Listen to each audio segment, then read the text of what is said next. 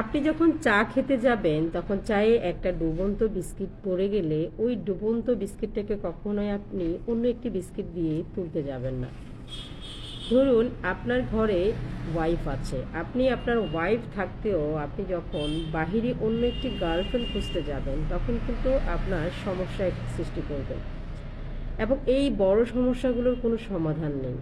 তিক্ততা বাড়তেই থাকবে, আপনার তখন ঘরের বউটাও যাবে, আপনার বাইরের গার্লফ্রেন্ডটাও যাবে। সেই জন্যই আপনি চেষ্টা করবেন সব সময় আপনার ঘরে যে বউ আছে আপনি তার মাঝে ভালোবাসা খুঁজতে যাবেন। তার কোনো দোষ ত্রুটি যদি থেকে থাকে আপনি সেটাকে তার সাথে ডিসকাস করে পজিটিভলি চিন্তা ভাবনা করে বাহিরের যে মানুষটার কাছে আপনি পজিটিভ দিকগুলো দেখবেন, সেই পজিটিভ দিকগুলো আপনি আপনার ওয়াইফের মাঝে দেখার চেষ্টা করবেন, এবং আপনার ওয়াইফের ভুল ত্রুটিগুলো তার কাছে তুলে ধরবেন, যেন সে তার ভুল ত্রুটিগুলো সমাধান করে সে আপনার ভালোবাসার মানুষ হিসেবে তৈরি হতে পারে। ভালো থাকবেন, নিজে ভালো থাকবেন, সবাইকে ভালো রাখার চেষ্টা করবেন। ধন্যবাদ। আসসালামু আলাইকুম।